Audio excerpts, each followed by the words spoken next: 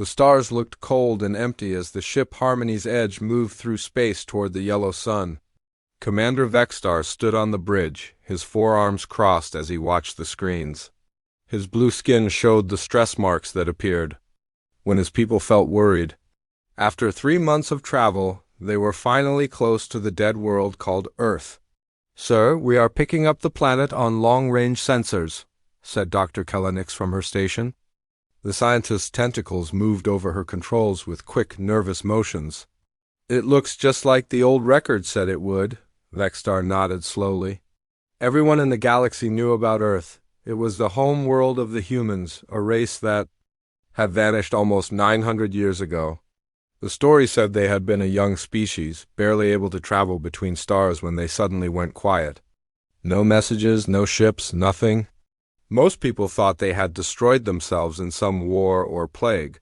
"Bring us closer," Vexstar ordered. "I want to see this dead world for myself." The bridge crew worked at their stations as the ship moved deeper into the solar system.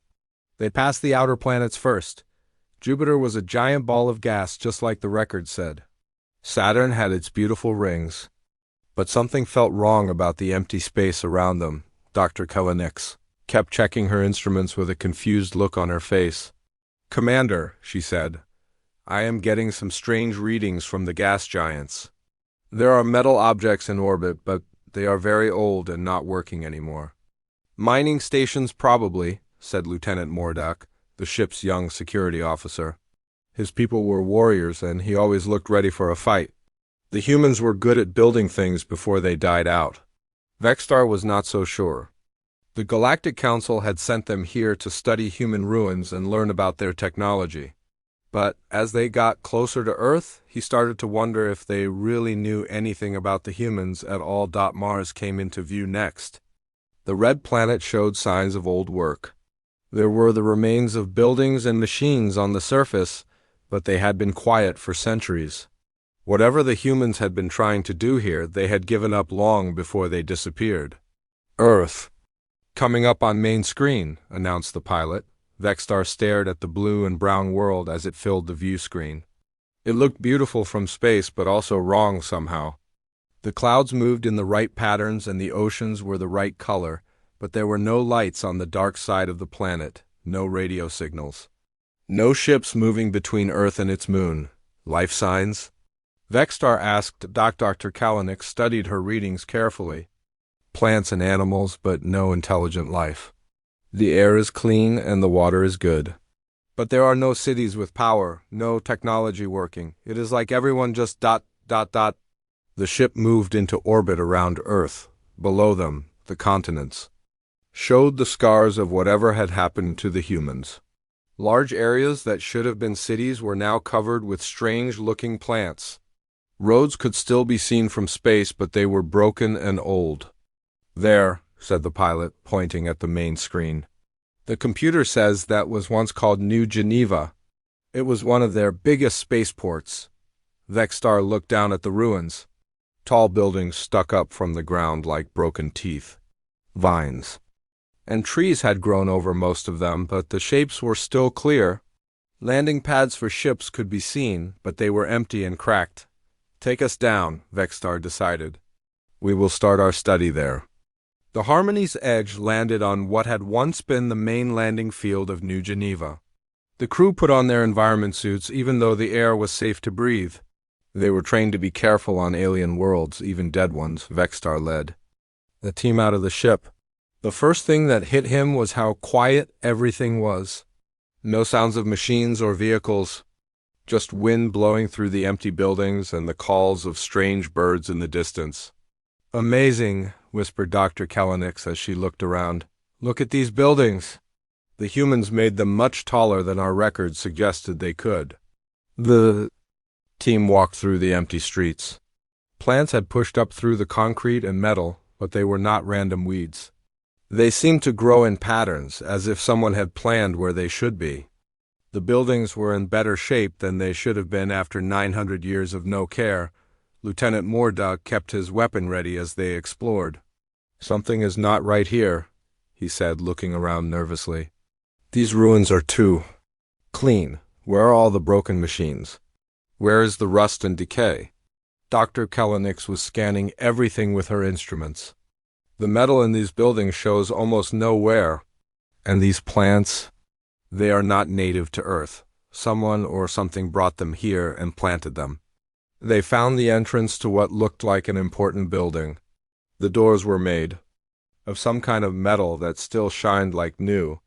Strange symbols were carved into the walls around the entrance. Dr. Kellenix compared them to the language files in her computer. Human writing, she said with excitement. It says this was some kind of research center for science and space travel. Inside the building, their lights showed hallways that were empty but clean, no dust on the floors. No signs of damage or fighting. It was like everyone had just walked away yesterday and someone had been keeping the place neat ever since. "Commander," called one of the other team members from down the hall. "You need to see this." They followed the voice to a large room filled with computers and screens. The technology looked advanced, more advanced than what their records said humans could build. But everything was dark and silent. Dr. Kellenix plugged her scanner into one of the computer ports. "I am getting power readings," she said with surprise. "Very low, but something is still running in this building." Vextar felt the stress marks on his skin getting darker. How is that possible? This place has been empty for 900 years. "I do not know," Dr. Kellenix replied. "But there are systems here that are still working. They are in some kind of sleep mode, but they are not dead." As the team continued to explore, they found more signs that the human city was not as dead as it looked. Lights that turned on when they walked past them, elevators that still worked, water that still flowed from taps when they turned them. "This is impossible," Lieutenant Mordick said, shaking his head. "Dead cities do not maintain themselves." But Dr. Kellenix was getting more excited with each discovery. "Look at this technology. The humans were much more advanced than we thought. These computers are using quantum processing. These power systems are more efficient than anything we have." Night was falling when they returned to their ship. Vextar stood outside for a moment, looking up at the stars. Earth's moon was rising, and he could see lights on its surface, old mining equipment probably. But for just a moment he thought he saw something that looked like the lights of a working base. "Sir," Dr. Kellenix said as she joined him outside, "I have been thinking about what we found today. This planet is not dead. Something has been taking care of it. The plants, the buildings, the machines. Someone or something is keeping them working?" Vextar nodded slowly. "But who? The humans are gone. Are they?" Dr. Kellenix asked quietly. "What if the humans did not die out? What if they just ... And what if they left something behind to watch over their home? Far below the city, in tunnels that the alien visitors had not found, lights began to blink on ancient control panels. Quantum sensors that had been sleeping for centuries slowly came online. They scanned the alien ship above and the alien beings walking through the empty streets. Data flowed through hidden networks that stretched across the planet and beyond. Information about the visitors was gathered, analyzed, and prepared for transmission. After 900 years of waiting and watching, the Guardians of Earth had something to report to their masters among the stars. In the depths of the old research center, a computer that had been waiting for almost 1,000 years finally received the signal it had been programmed to watch for. Alien visitors had come to Earth. The long sleep was ending. The awakening could begin. Dr. Kellenix worked through the night in her lab. Aboard the Harmony's Edge, the samples she had collected from Earth made no sense. The plants were definitely not natural to the planet, but they had been growing there for hundreds of years. Someone had planted them, and someone was still taking care of them. She looked up from her microscope as Commander Vextar entered the lab. The blue skin around his eyes was darker than usual, which meant he had not been sleeping well. "What have you found?" he asked. "Something impossible," Dr. Kellenix replied, pointing to her screen. "These plants are designed. Not grown naturally, but made in a laboratory. They clean the air and soil, and they spread in perfect patterns to cover the old cities. Someone wanted Earth to look dead from space, but stay healthy underneath. Vexstar's forearms crossed as he thought about this. You are saying someone is hiding the fact that Earth is still alive? That is exactly what I am saying, Dr. Kelenic said firmly. And I think I know where we can find proof. She showed him a map of the old city on her computer. There was a big science center about 10 miles from where we landed. The humans called it the European Center for Advanced Research. If they left any records behind, they would be there.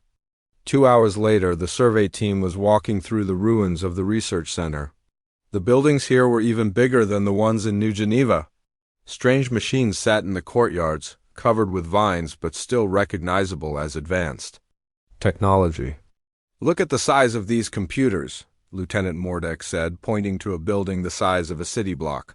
What were the humans trying to do here? Dr. Kelenic checked her instrument readings. According to my scans, there are power sources deep underground, very deep, and very big. They found an entrance that led down into tunnels below the main buildings. The passages were wide enough for vehicles, and the walls were covered with symbols and numbers that Dr. Kalenic's computer said were scientific formulas. Quantum physics, she said, reading the translations. Space-time manipulation, energy field generation. The humans were working on things that we are just starting to understand. The tunnels led to a massive underground chamber. Emergency lights came on as they entered, showing them a room full of computers and storage devices that stretched out beyond their flashlights. Everything looked like it had been shut down carefully, not abandoned in a hurry. Incredible, whispered Dr. Kelenic. This is a complete scientific database. Everything the humans learned is probably stored here. She connected her portable computer to one of the storage units. Information began flowing across her screen faster than she could read it. Scientific discoveries, star maps, records of space missions, and something else that made her stop and stare. Commander, she called out, you need to see this. Vexstar. And the others gathered around her screen. The words were in human language, but her computer was translating them as fast as they appeared. Personal log, Admiral Sarah Chun, Earth Defense Force. Dr. Kelenic read aloud. Final entry, Earth date October 15th, 2387. The Council has made their position clear. Humanity is too young, too aggressive, too dangerous to be trusted with advanced technology. They want us to stay in our little corner of the galaxy and be grateful for what they give us. Lieutenant Mordek looked confused. The Council said that? When? Dr. Kelenic continued reading. But they do not understand us. They think we will fight them directly, challenge their fleets with our few ships. They are wrong. We have learned patience from the older races. We have learned to think ahead. The next part of the recording made everyone in the room go very quiet. Project Looking Glass has confirmed what we suspected. There are watchers at the edge of our space. Scout ships from a dozen different species, keeping track of everything we do. They are waiting for us to make a mistake so they can justify stopping our expansion. The evacuation fleets are ready. In 3 days, every human colony will shut down its communications and power down its cities. To the galaxy it will look like we all died from some plague or war. Let them think that. Let them feel safe. Vexstar felt his stress marks getting darker. Evacuation? They evacuated their entire species? Dr. Kelenic kept reading. The real colonies are already established in the void regions between the spiral arms. Places where no one looks because there is nothing there worth taking. We will grow strong in the darkness while the galaxy thinks we are dead. When we return, it will be as equals, not as the junior species begging for scraps. The recording continued with technical details about something called the Long Sleep Protocol. Automated systems that would maintain the abandoned human worlds, making them look dead while keeping the biosphere healthy. AI programs that would watch for visitors and report back to the real human colonies. The children born in the void will know a different galaxy, Admiral Chun's voice said through the speakers. They will grow up with technology and resources that the Council species cannot imagine. When they are ready, When we are strong enough to protect ourselves, we will come home." The recording ended with a date stamp showing it was made exactly 847 years ago. Right when the galaxy had lost contact with humanity. Dr. Kalanick sat back in her chair, looking shocked. They faked their own extinction. The entire species just disappeared. But where did they go? Lieutenant Mordak asked. The space between spiral arms is empty. There is nothing there but cold and dark. Maybe that is exactly what they wanted, Vextar said slowly. A place where no one would look for them. Dr. Kalanick was already searching through more files on her computer. Look at this. Star charts showing routes to brown dwarf stars and rogue planets. Places with no light but plenty of mass for building space stations, and these energy readings.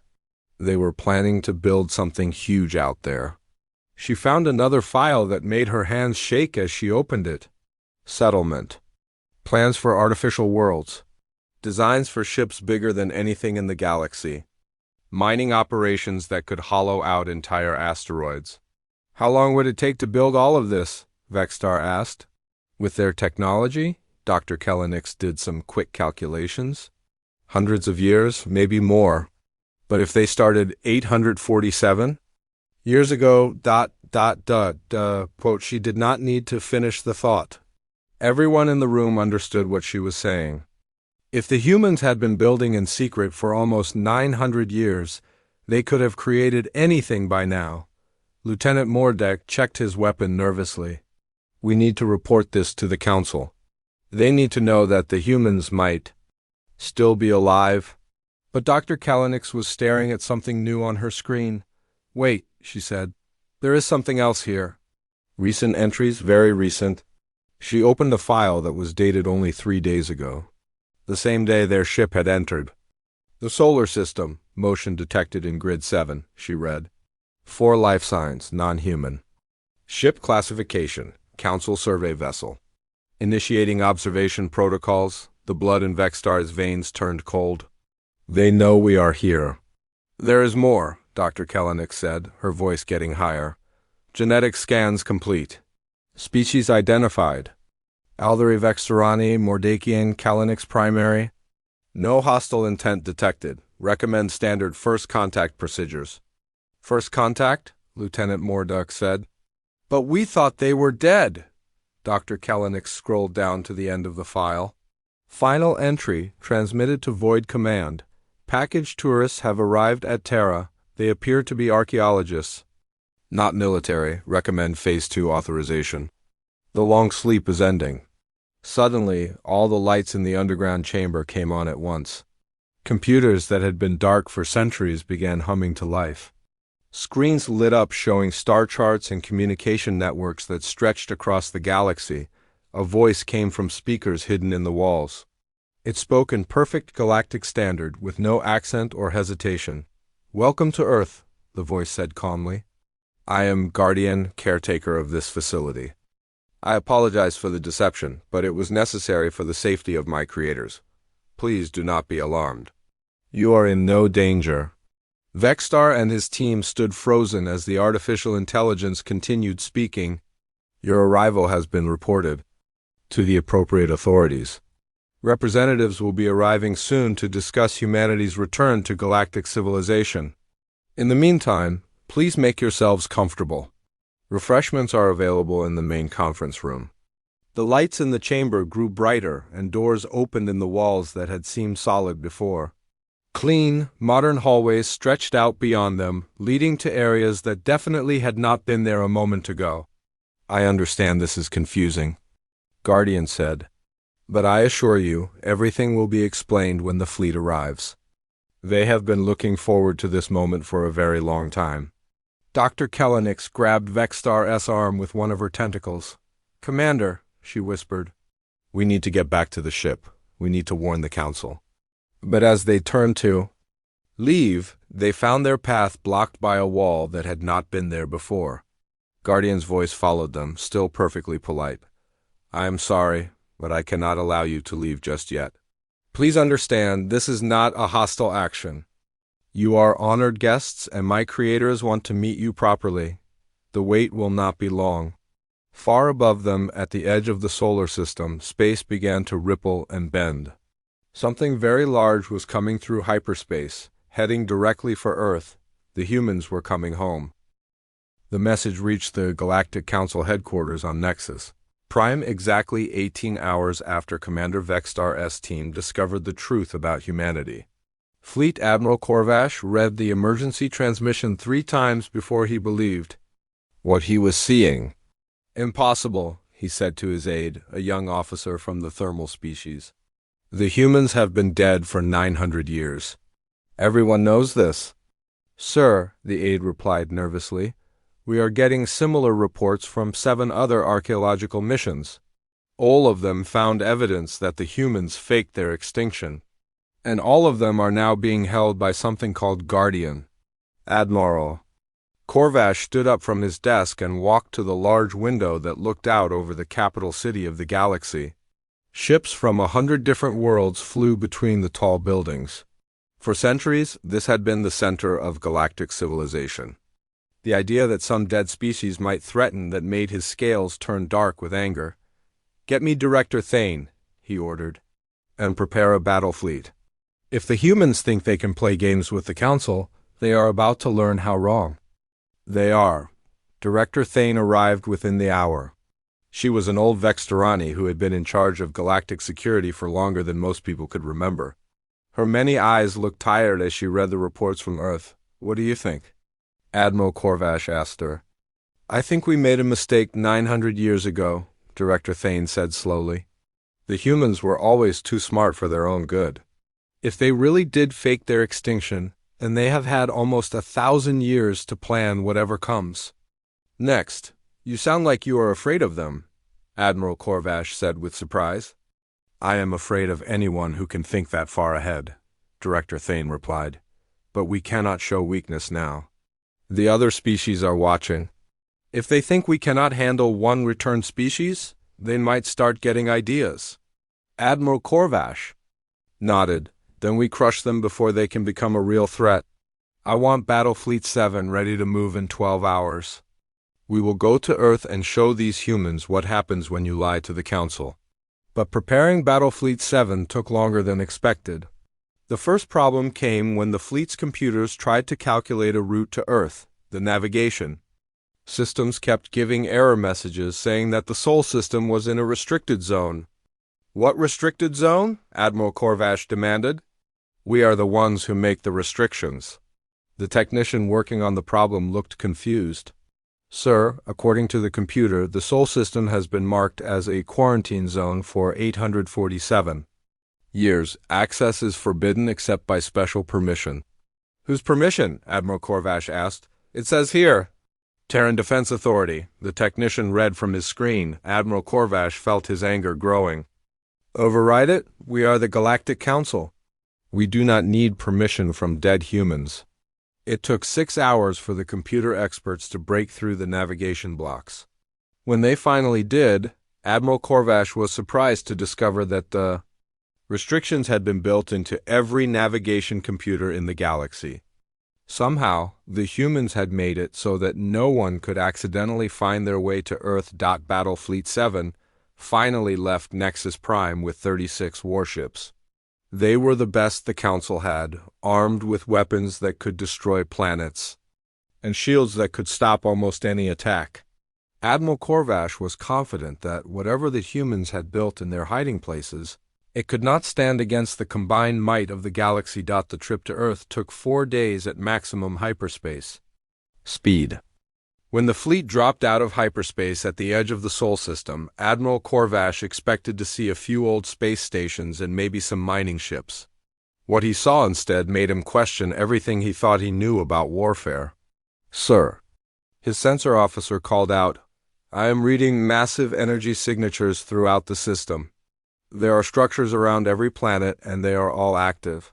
The main screen lit up with tactical displays showing the Sol system. What had looked empty to Commander Vexstar's single ship now revealed itself to be heavily fortified. Orbital platforms surrounded every major planet. Weapon satellites moved in patterns that covered every possible approach route. And at the center of it all, near Earth itself, sat a space station bigger than most cities. "How many ships are we facing?" Admiral Corvash asked. "Sir," the sensor officer said with a shaking voice, "I am not reading any ships. But those orbital platforms ... Each one has more firepower than one of our battleships." "Impossible," Admiral Corvash said. "No one builds defenses like that unless they are planning to fight the entire galaxy." Before anyone could respond, the fleet's communication system activated on its own. A human face appeared on the main screen. It was a woman with gray hair and calm eyes that seemed to look right through Admiral Corvash. "I'm Admiral Sarah Chun of the Terran Defense Force," she said in perfect Galactic standard. "You are trespassing in human space. You have exactly 1 minute to power down your weapons and prepare to be escorted to a safe distance." Admiral Corvash felt his pride take over his common sense. "I am Fleet Admiral Corvash of the Galactic Council. We do not take orders from dead species. Surrender now or face the consequences." Admiral Chun smiled, but it was not a friendly expression. "Dead species? Admiral, I think you have been reading the wrong history books. Weapons hot. All stations, prepare for defensive action." The space around Battlefleet 7 suddenly came alive with light. Weapon platforms that had been invisible a moment before became visible as their stealth fields dropped. There were hundreds of them, maybe thousands, positioned in a perfect sphere around the Council fleet. "Sir," the sensor officer called out, "we are completely surrounded. Those platforms ... They appeared out of nowhere." "Stealth technology," Admiral Corvash said, but his voice had lost its confidence. "Fire at will. All ships, engage the enemy." The Council fleet opened fire with everything they had. Energy beams and missiles flew toward the human platforms, but none of them hit their targets. The human defenses seemed to bend space around themselves, making the Council weapons miss by inches. "What is that?" Admiral Corvash demanded. "Gravitational field manipulation," his science officer reported. "They are bending space-time to deflect our attacks." "I have never seen anything like it." The human response was swift and precise. Beams of energy reached out from the platforms and touched each Council ship. But instead of destroying them, the beams seemed to drain their power. One by one, the mighty warships of Battlefleet 7 went dark and dead in space. "All ships report total power failure," the communications officer said.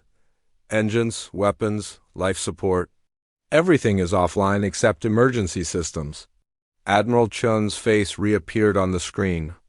"Your ships and crews are unharmed," she said calmly, "but your weapons are now inoperative. You will be towed to Europa, where you can wait in comfort while we discuss terms with your government." "This is an act of war," Admiral Corvash shouted. "No," Admiral Chun replied. "This is a demonstration.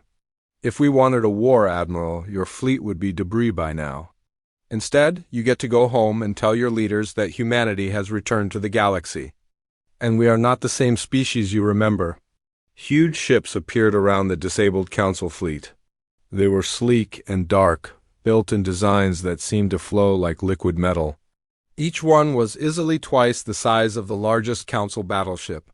"Impressive ships," Admiral Chun said as her vessels began attaching towing cables to the Council fleet. "Very advanced for their time. But that time was about 400 years ago by our standards."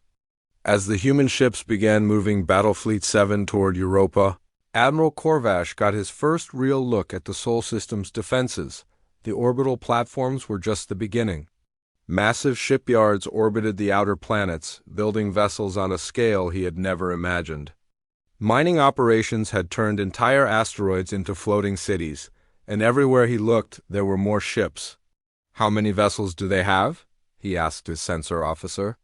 "I cannot get an accurate count, sir," came the reply. "The construction yards alone could build our entire fleet in a few months.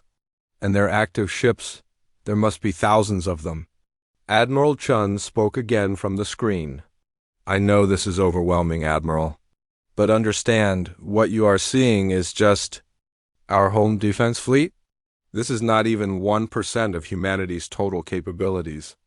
The implications of her words hit Admiral Corvash like a physical blow. If this was just their home defense, what did they have out there in the dark spaces between the stars? "What do you want from us?" he asked. "Nothing you are not willing to give," Admiral Chun replied. "We want to rejoin galactic civilization as equals. We want to trade our technology for yours, to share our discoveries, to help solve the problems that face all our species." "And if we refuse?" Admiral Chun's expression grew sad. "Then you will learn why we spent 900 years preparing for this moment. Admiral, humanity did not disappear because we were weak. We disappeared because we were not ready to protect ourselves from a galaxy that feared our potential. Now we are ready." The screen went dark, leaving Admiral Corvash alone with his thoughts as his mighty fleet was gently towed to their temporary prison. Around them, the human defenses returned to invisibility, but he knew they were still there, watching, waiting. The emergency meeting of the Galactic Council began 3 hours after Battlefleet 7 was captured. Representatives from 200 species gathered in the Great Hall on Nexus Prime. The tension in the air was thick enough to cut with a knife. Director Thane stood at the center of the hall, her many eyes looking at each species representative in turn. The news from Earth had spread quickly through the galaxy and panic was starting to set in. "The situation is simple," she announced to the assembled crowd. "The humans are not dead. They have been hiding for 900 years, building weapons and ships in secret. They have just defeated our strongest battle fleet without firing a shot." High Counselor Zeroth of the Kethmer Empire slammed his clawed hand on his desk. "This is impossible. The humans were weak. They had only a few dozen ships when they disappeared. How could they build an empire in empty space?" "Because empty space is not empty," Director Thane replied, showing a star chart on the main screen. "Our long-range sensors have been detecting energy signatures from the void regions for decades. We thought they were natural phenomena. We were wrong." The star chart lit up with hundreds of red dots between the spiral arms of the galaxy. Each dot represented a massive energy source that had been dismissed as background radiation or stellar remnants. "Each of these signatures represents a human installation," Director Thane continued. "Cities built around brown dwarf stars, mining operations on rogue planets, shipyards hidden in asteroid fields. The humans did not just survive in the void, they thrived." Ambassador Valkyrie of the Alderi Trade Federation stood up, her blue skin pale with worry.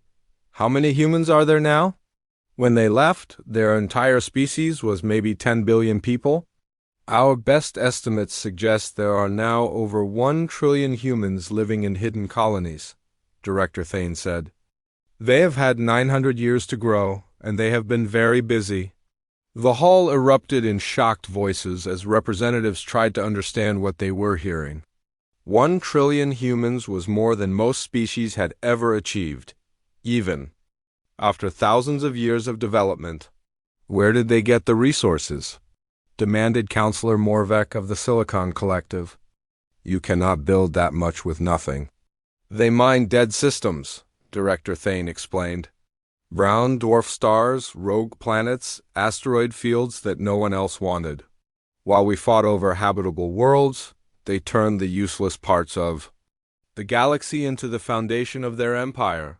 The main screen changed to show intercepted messages that had been flooding through quantum communication networks since the battle at Earth.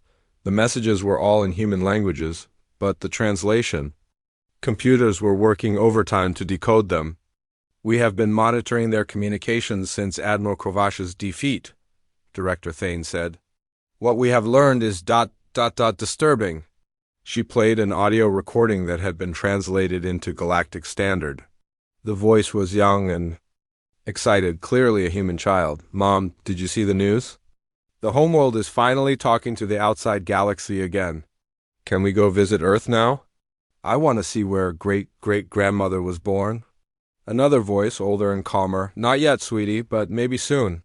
The council species need time to understand that we are not the same people who left so long ago." The recording ended, but the impact on the assembled representatives was clear. These were not the voices of conquerors or warriors. They sounded like ordinary families talking about visiting relatives. They have children who have never seen Earth, Ambassador Valkyrie said quietly. Generations who have grown up in the void, thinking of it as home. And those children have been raised with technology we can barely understand, Director Thane added. The humans who left the galaxy were primitive compared to what they have become. High Counselor Zeroth was not convinced. So they have numbers and technology, but they are still just one species. The galaxy has hundreds of species working together. Surely we can match them if we unite our fleets. Director Thane touched a control and the main screen filled with new information. Our analysis suggests that would be ... and Ys. Human ship production capacity exceeds the combined output of all Council species by a factor of 10. Their resource extraction operations dwarf our entire industrial base, and their technology... She paused, looking around the room at the worried faces. Their technology is at least 500 years ahead of ours in every category. Weapons, shields, engines, computers. They are not just more advanced. They are playing a completely different game. The silence in the hall was broken by a soft chime from the communication system. Director Thane looked at her console and her expression became even more serious. "We have an incoming message," she announced. "From Admiral Sarah Chun of the Terran Defense Force. She is requesting permission to address the Council directly." "Requesting?" High Counselor Zeroth laughed bitterly. "After destroying our fleet, she asks permission to speak?" "She could have destroyed our fleet," Director Thane corrected. "Instead, she disabled it and sent the crews to comfortable quarters with good food and entertainment. That tells me she wants to talk, not fight." The vote was quick. Admiral Chun's message was allowed through, and her image appeared on the main screen above the council hall. She looked exactly as she had when speaking to Admiral Corvash, but now she was clearly on a ship bridge surrounded by other humans. "Honored representatives of the Galactic Council," Admiral Chun began. "I apologize for the circumstances that bring us together. I had hoped our return to galactic civilization could be more peaceful. You attacked our fleet." "High Counselor," Zeroth shouted. "I defended my home system from an invasion force," Admiral Chun replied calmly. "Your Admiral Corvash was given the chance to withdraw peacefully. He chose to attack instead. My response was proportional and restrained." Director Thane stepped forward. "What do you want from us, Admiral?" "Nothing more than what every species in this galaxy wants," Admiral Chun said. "The right to exist in peace, to trade with our neighbors, to contribute to the common good. Humanity does not seek to conquer or control anyone." "Then why hide for 900 years?" Ambassador Valkyrie asked. "Why build such massive fleets if you come in peace?" Admiral Chun's expression grew sad. "Because 900 years ago, the galaxy made it clear that humanity was not welcome as an equal partner. We were told we were too young, too aggressive, too dangerous, so we left and we grew up." She gestured to something off-screen, and the image expanded to show the bridge of her ship. It was enormous, with dozens of humans working at stations that seemed to respond to their thoughts rather than their touches. "The humans you remember were children taking their first steps into the galaxy," Admiral Chun continued. "We are their descendants, and we have learned patience. We spent 9 centuries watching the galaxy, studying every species, every culture, every technology. We know more about each of your peoples than you know about yourselves. Is that a threat?" High Counselor Zeroth demanded. "It is a fact," Admiral Chun replied. "But it is also an opportunity. Humanity has solved problems that have plagued the galaxy for millennia. We have developed technologies that can feed hungry worlds, heal damaged ecosystems, and extend the lifespan of every sentient being. We want to share these gifts." "In exchange for what?" Director Thane asked. "In exchange for acceptance," Admiral Chun said simply. "We want to be part of the galactic community again. We want our children to grow up knowing the beauty and diversity of all the species in this galaxy. We want to explore new worlds together, to face common challenges as allies." The main screen split to show multiple images. Massive human cities, floating in space, powered by artificial suns. Agricultural stations that grew enough food to feed entire worlds. Medical facilities where humans worked alongside artificial intelligences to cure diseases that had been considered incurable. This is what we have built in the darkness, Admiral Chun said. Not weapons of conquest, but tools of creation. We could have returned as conquerors centuries ago. Instead, we chose to wait until we could return as teachers and partners.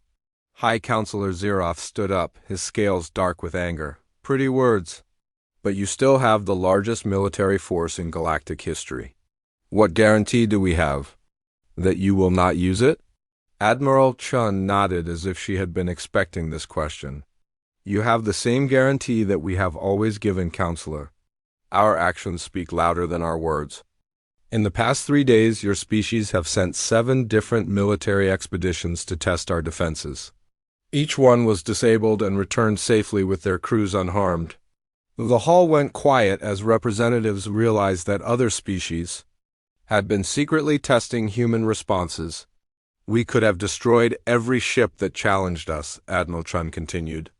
Instead, we treated their crews as honored guests and sent them home with gifts of medical supplies and technological improvements for their vessels. She paused, letting the implications sink in. Counselor Zeroth, your own species sent a stealth attack squadron to one of our outer colonies yesterday. They are currently enjoying a feast prepared by our best chefs while our engineers upgrade their ships with better life support systems. High Counselor Zeroth's face showed shock that his secret attack had been detected and countered so easily. The vote took place 3 days after Admiral Chun's message to the Galactic Council. Director Thane watched as representatives from 200 species cast their decisions on the main display. Green lights meant acceptance of humanity's partnership. Offer, red lights meant rejection and preparation for war. The counting was slow and tense. Many species abstained, unwilling to choose either option. But as the final votes were tallied, a clear majority emerged. 127 species voted green, 43 voted red, 30 abstained. The motion passes, Director Thane announced. The Galactic Council accepts humanity's offer of partnership and peaceful reintegration into galactic society. High Counselor Zeroth slammed his clawed hand on his desk. This is madness. We are surrendering to a species that threatens everything we have built. We are choosing wisdom over pride, Director Thane replied. And considering the alternative, I believe we have made the correct choice. But High Counselor Zeroth was not finished. As the session ended and representatives began filing out of the hall, he gathered with leaders from the Kethmar Empire and several allied species. The Council may have voted to surrender, he told them privately, but the Kethmar Empire will not bow to these upstart humans. We will show the galaxy that they can still be defeated. Within hours, the Kethmar war fleet was moving toward human space. It was the largest military force ever assembled by a single species. Over 300 warships, armed with the most advanced weapons the Empire could build. High Counselor Zeroth was confident that where the Council's mixed fleet had failed, Kethmar unity and determination would succeed. The human response was swift and decisive. The Kethmar fleet never even reached human territory. As they passed through a supposedly empty star system on their way to Earth, space around them suddenly filled with human ships that seemed to appear from nowhere. Admiral Chun's voice came over every communication channel in the Kethmar fleet. High Counselor Zeroth, you are trespassing in human-protected space. Power down your weapons and prepare to be escorted to safety. Never, Zeroth shouted back. The Kethmar Empire does not retreat. All ships attack formation. The battle lasted exactly 47 minutes. The human ships moved like they were dancing rather than fighting. They flowed around Kethmar weapons' fire as if they knew where every shot would be before it was fired. Their own weapons were precise beyond belief, targeting only engine and weapon systems while leaving life support completely intact. One by one, the mighty Kethmar warships were disabled and captured. Not a single crew member was killed, though. Many were injured when their ships lost power and artificial gravity failed temporarily. High Counselor Xeroth found himself standing on the bridge of his flagship as human soldiers materialized around him. They wore armor that seemed to be made of liquid metal, and they moved with perfect coordination. "Surrender your vessel," the lead human soldier said politely. "You and your crew will be treated with honor and respect." "I demand to speak with your admiral," Xeroth snarled. Admiral Chun's image appeared on the bridge's main screen. "I am here, Counselor. Are you ready to discuss terms?" "Terms? You have just committed an act of war against the Kethmor Empire." "Actually," Admiral Chun said calmly, "you committed an act of war when you invaded our space with hostile intent. We have simply defended ourselves. Again." She gestured to something off-screen, and the view changed to show the space around them.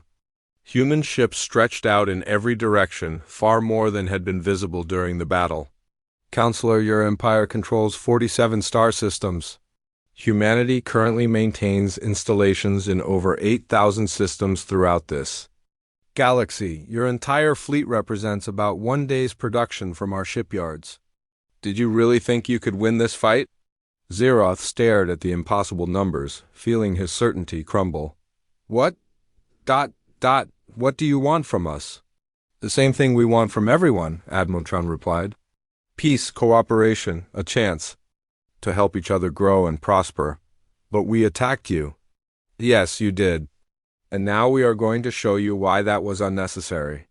Over the next several hours, the captured Kethmor crews were brought aboard human ships and given a tour that changed their understanding of everything. The human vessels were not just advanced. They were miraculous, medical bays that could heal any injury in minutes. Engineering sections where matter was reshaped at the molecular level. Gardens that grew food without soil or water at the most. Shocking discovery came when they were shown the human crew quarters. Families lived on these ships. Children played in parks that existed inside the hulls of warships. Schools taught young humans about hundreds of different alien cultures with respect and admiration. "We are not conquerors," the human guide explained to a group of stunned Kethmor officers. "We are explorers, scientists, gardeners. We build rather than destroy. We heal rather than harm." One young Kethmor officer raised his hand. "But you have such powerful weapons. Why do you not use them to take whatever you want?" The human guide smiled. "Because taking is not the same as receiving. We would rather earn your friendship than force your submission. Friendship lasts longer and makes everyone stronger." Meanwhile, on the bridge of Xeroth's flagship, Admiral Chun was explaining humanity's true intentions. "Your worlds are dying, Counselor. Your industrial expansion has poisoned 3 of your core planets. Your population is growing faster than your food production. Within 50 years, the Kethmor Empire will face ecological collapse." Xeroth felt his scales turn pale. "How do you know this?" "Because we have been watching and learning for 900 years, Admiral Chun replied. "We know the problems facing every species in the galaxy, and we know how to fix them." The main screen changed to show detailed plans for atmospheric processors, soil restoration systems, and agricultural improvements that could save the Kethmor worlds. "This is what we offer," Admiral Chun continued. "Not conquest, but salvation. Not submission, but partnership. We can heal your damaged worlds and teach you how to prevent the damage from happening again." "Why would you help us after we attacked you?" "Because that is what partners do," Admiral Chun said simply. "They help each other even when one of them makes mistakes." The transformation of the Kethmor Empire took less than a year. Human technology cleaned their polluted skies and restored their damaged soil. Human teachers showed them how to build cities that worked with nature instead of against it.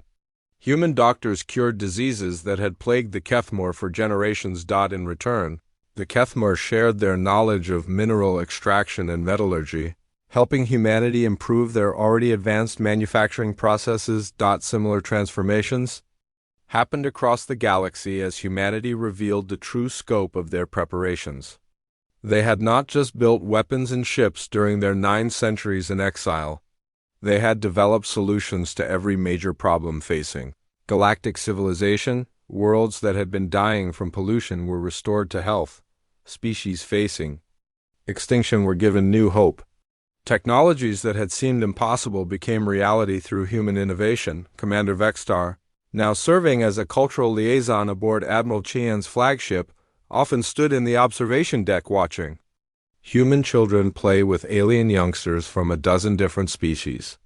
They laugh together in a mixture of languages, creating new words and games that combine traditions from across the galaxy. "It is remarkable," he said to Dr. Kellenix, who had become one of humanity's most trusted scientific advisors. "They really did disappear just to grow wise enough to help everyone?" "They learned patience from us," Dr. Kellenix replied. "Watching a human child teach a young Aldery how to grow flowers in zero gravity. But they taught us something even more valuable in return." "What is that?" "They taught us that being the strongest does not mean you have to be the cruelest. That having the power to take everything does not mean you should take anything. They could have conquered us all, but instead they chose to heal us." Vexstar nodded, remembering the fear he had felt when first discovering that humanity had returned. Now he felt only gratitude for the species that had chosen to become gardeners instead of conquerors. In the depths of space, human ships continued their work of building and healing. New colonies were established not just for humans but as joint ventures with alien partners. Research stations investigated mysteries that had puzzled scientists for millennia. Medical ships traveled to distant worlds, bringing hope to places that had known only despair. The galaxy had learned that humanity's greatest weapon was not their technology or their numbers, but their determination to make life better for everyone they encountered. They had spent 9 centuries becoming wise enough to handle the power they had built, and now they were sharing that wisdom with anyone willing to listen. High Counselor Zeroth, now a close advisor to the human leadership, often reflected on how wrong he had been. Humanity had not returned as conquerors. They had returned as teachers, showing the galaxy what it meant to be truly strong, not through force, but through compassion. Not through fear, but through hope. The species that had once been thought dead had become the heart of a new age of cooperation and growth that would last for generations to come.